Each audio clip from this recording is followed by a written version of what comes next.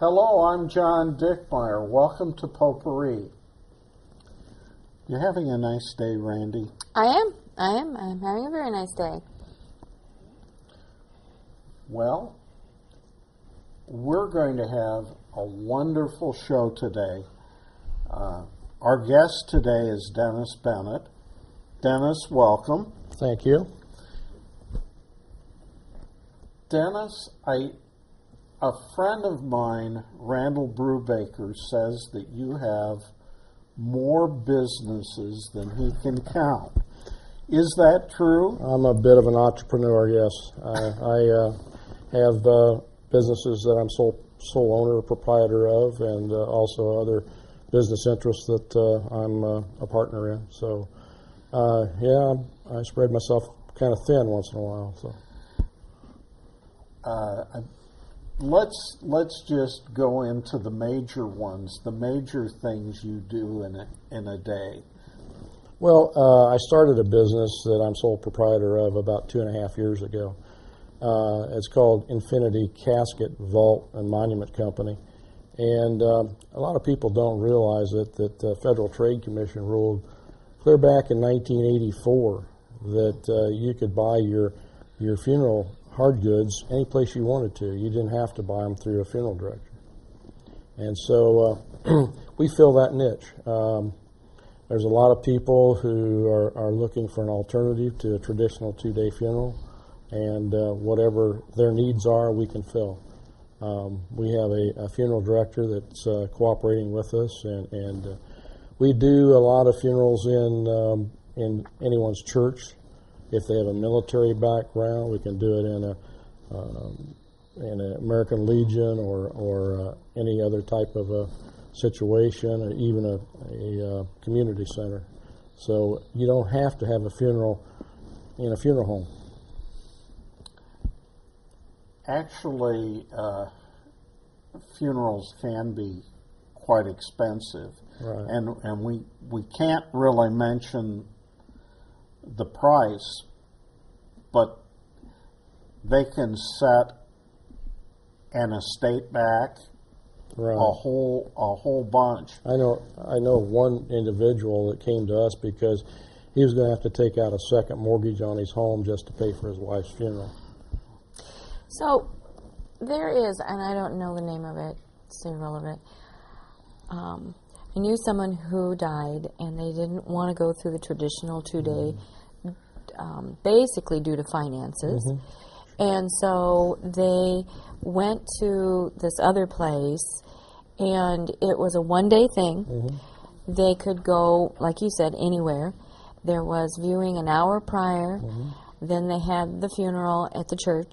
Right. And then they were taken for the graveside services. Is Right. that what Right. you're... Primarily, that's what we can do for them. Anything that they desire. As a consumer, we try to meet their needs. We can, like I said, do the traditional 2-day funeral. We can do the 1-day visit, just visitation and viewing, say an hour prior to the service, and then do the graveside committal after that. Or today, because of costs, a lot of people have chosen cremation, and whether that's something you want to do or not, that's totally up to you and your family. And getting to you and your family, your wishes should be known by your family, and best it's what we call having the talk. Sit down with your family and say, here's what I want, here's what my wishes are. And actually, we have put together a booklet, I call it a do-it-yourself kit, for end-of-life decisions, estate information that your family should know. And by filling out this booklet, they'll be able to do everything the way you want it. And then it goes to the part where we will actually do the pre-needs planning with our funeral director, and sit down and go right through everything from beginning to end, even the songs or what you want to be dressed in, and who the pallbearers might be, and so forth. So we try to make it pretty comprehensive so that when that time does come, they're not wondering what they should do. Mm-hmm. It's pre-planned, and they know what your wishes were. And that pre-planning is really important, no matter who you go to. Exactly. Because usually when you have a death in the family, that destabilizes everything. Exactly. And the result is that that's the last time that you ought to be making decisions, mm-hmm. particularly decisions that can be substantial. Right. And you need to know these things and get them together. I've often thought that a good way of doing this, and a way that the relatives really take note, is to incorporate that information right with the will. Exactly right.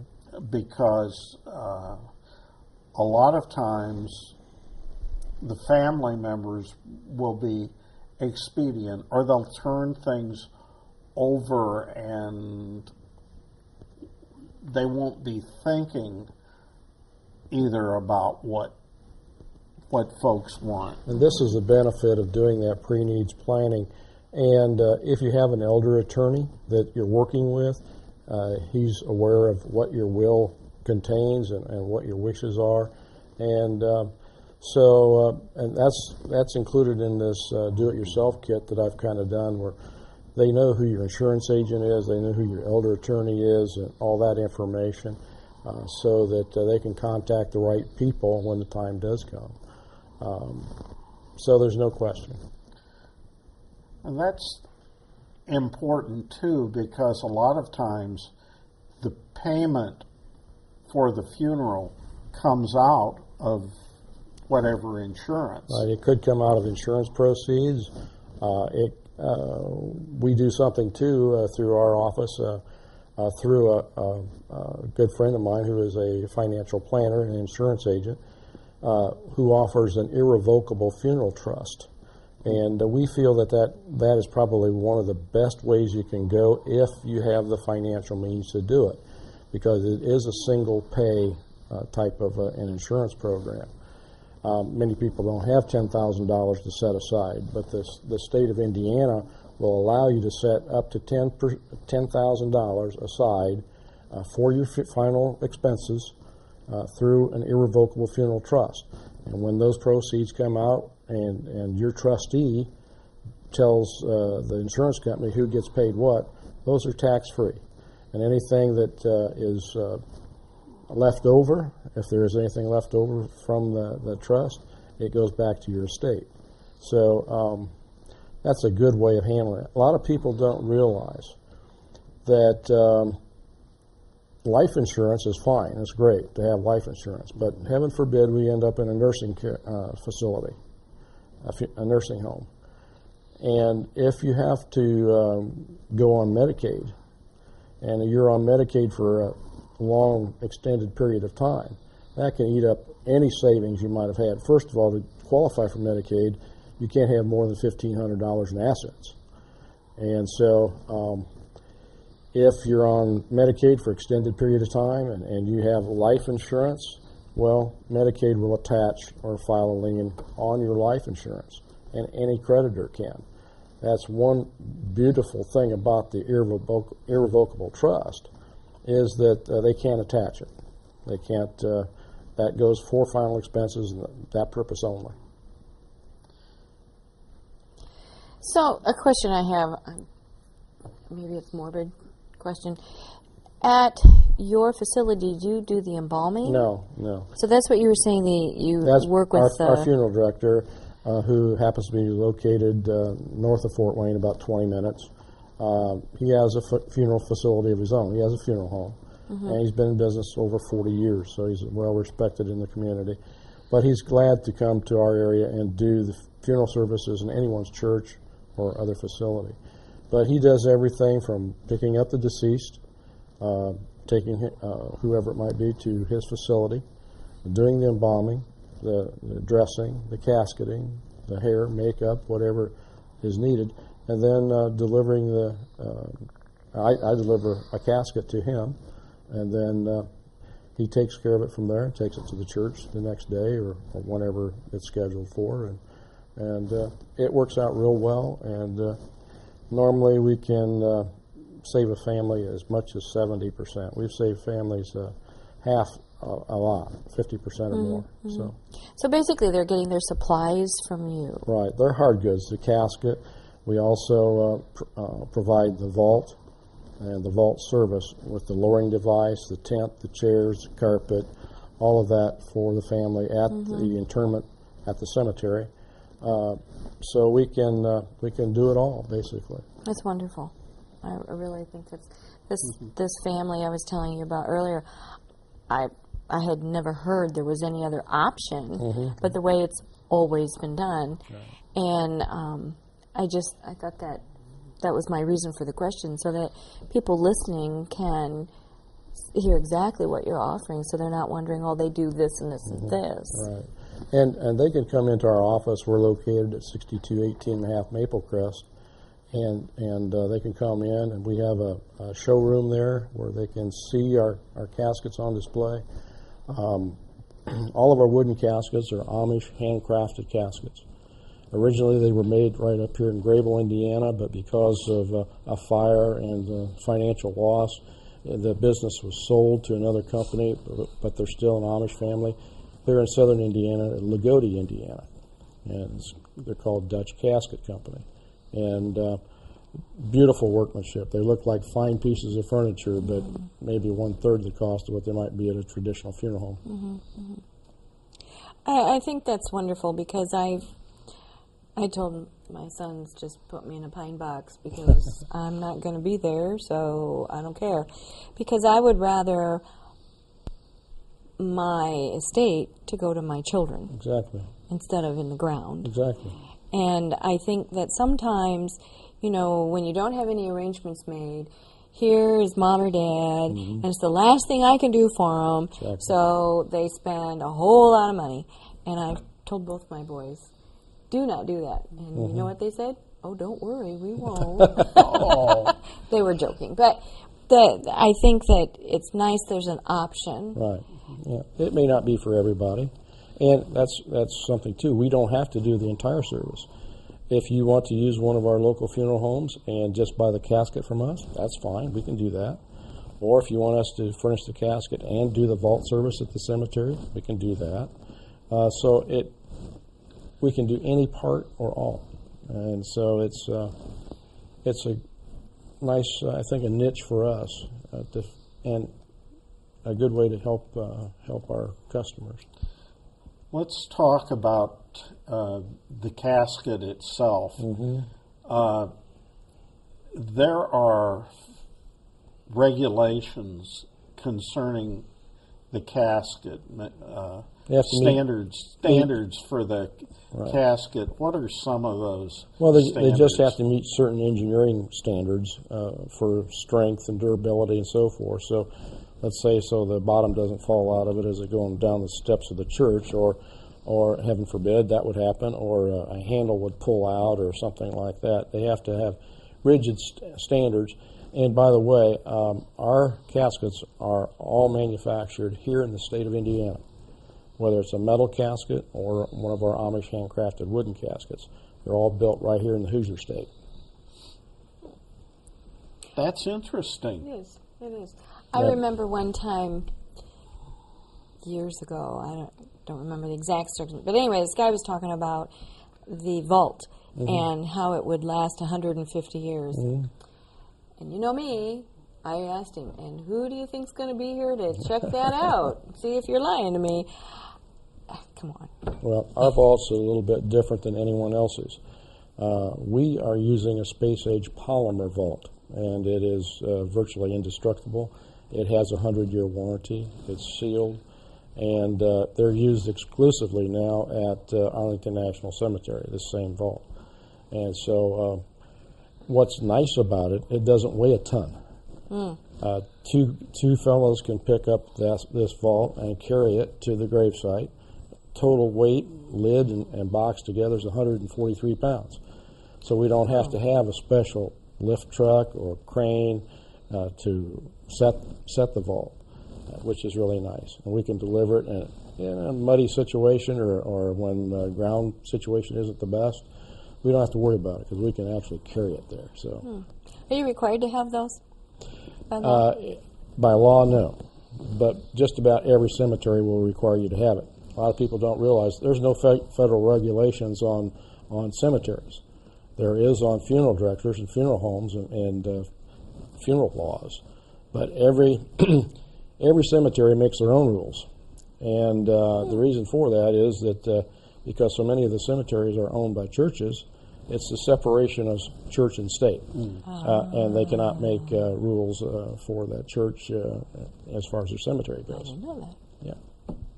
And that's another point. We also do monuments.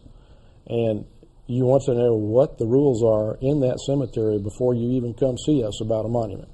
Or we'll find out for you, because there's many cemeteries that won't allow anything other than a flush marker. There's some that won't allow certain other things like maybe a vase for flowers. They all have their own rules. And sometimes they will furnish the foundations. They'll do the digging and setting of the concrete for the foundation for the monument, whereas others will say, no, you have to do it. We don't do that. So we need to know what their requirements are, too, for a monument, because some of them want to have like a 3 or a 4 inch apron of concrete around the monument itself, so it's easier for them to mow. They don't have to be right up next to the stone and so forth to mow. So find out, and when we're talking about cemeteries, the cost of the plot is just the tip of the iceberg, so to speak, because there's opening and closing costs for the grave, and that can vary greatly. I mean, it can vary $1,000 very easily from one cemetery to another. So. Right, Dad's in a crypt, and it's made for Mom and Dad, and Mom's still here, so we were researching that, and we were told to find out if they prepaid to have the front taken off for Mom, because this particular cemetery used to be family-owned, and it was a minimal amount. Well, now they're not family-owned, and it's increased by 3 digits. Oh, yes, easily. And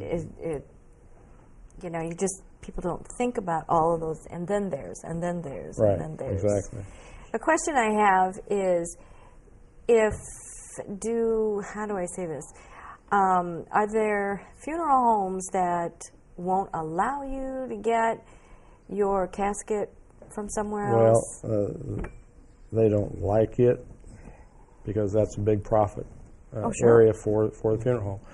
But by federal law, Federal Trade Commission rules that they have to allow you to purchase your hard goods any place you want, your casket, vault. Kind of like reception halls, you got to use their caterer. Kind of, so to speak.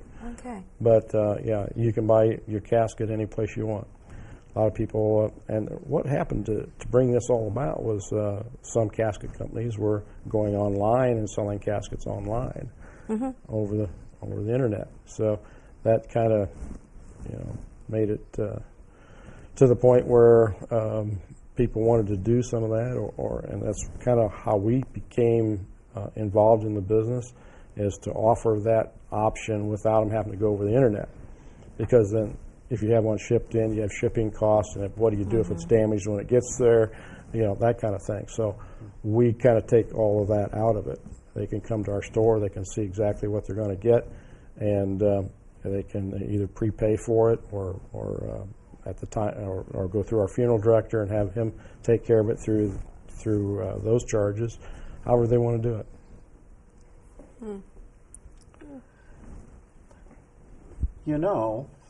You have another business too. Well, I've got a lot of businesses, but that applies right. to this particular issue. Right. And I'm also, as they call a certified estate specialist. It was the first professional, designation that I acquired, and a CES designation that was given to me through the National Auctioneers Association, because I'm also an auctioneer. And let's say that this last surviving spouse is, the one to go, and what do you do with everything after the fact? And that's where I can also help the family. Estate can be anything. It can be, maybe they have a business. Maybe they own a farm. Maybe it's just a house and furnishings. Maybe they have several cars, an antique car collection. Who knows what it might be? But all of that stuff eventually has to be liquidated, taking those physical assets and turning them into liquid assets. It's a lot easier to divide money than it is an antique car. And so that's what happens many times, is that to settle an estate, either the real estate or the personal property or both is taken to auction. And that's where I can also help them. I work with the second largest land auction company in the United States, which is Schrader Real Estate and Auction at Columbia City. A lot of people don't realize how big they are, but we sell nationwide. I think the most interesting thing, if you look at the way that things are in the United States and how we are socially, I can use my own example, and it fits. I have two daughters, and my one daughter lives in California and probably won't be coming back to Fort Wayne. And my other daughter is a resident of Germany, and she's going to stay there because her husband is a German citizen. So I'm sure that things will be okay when either my wife or I die. But then down the line, if you don't have family in town, Mm-hmm. then there are problems. And that's where auctioneer helps. Right. And you think, oh, well, all you do is sell. No, there's organization too. A lot of organization. An auction just doesn't happen. It's a lot of planning. A lot of work goes into it way before the auction. Especially in real estate, you have to do your due diligence with your real estate, whether it be a home or a farm or whatever it might be. And then after that fact, do you want to sell the real estate and the personal property all the same day? That can be done, or two separate auctions. Maybe there's not enough there in personal property to have an on-site auction. Or it could be that it just doesn't lend itself well physically. It could be a home in the middle of a subdivision and there's just no parking, traffic's a problem, and so forth. And so every instance is different. Every estate is different. You have to just take it and do the best you possibly can with the situation you're given. I know when my mother died, the auctioneer in question not only organized everything that was to be sold, but they also arranged for food to be brought to the site, because the auction took a full day. They started at 9 in the morning and went until 3 in the afternoon. Right. and went until everything was cleaned out. Exactly. And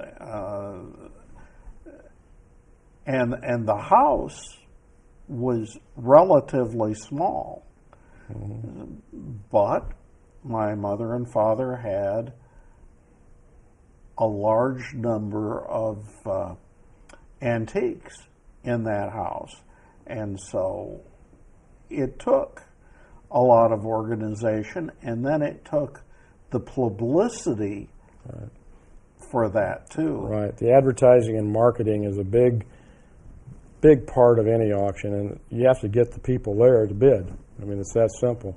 And so the better you can do as far as the advertising and the marketing program, and that's one place where we've had won national awards for our auction advertising and even international awards. So we feel we do a pretty good job when it comes to that. I can't imagine going into someone's house that they've lived there for 50, 60 years. They're not hoarders, but all the stuff that they accumulate. I have a neighbor lady that's lived in her home for over 50 years, and when I moved in, she told me, she said, I've already told my kids I'm not moving. They're going to deal with this. Unfortunately, that's the case, and so they have a large collection of Hummels, say, or antiques, and getting the right people there for that auction. I did one just here in Fort Wayne a couple of years ago, and the gal had 30-some handmade quilts. And so we wanted to make sure we got all the quilt people there. And we've had a wonderful time with you, Dennis, and we haven't mentioned that you're also the manager for Becca Bradley, the singer.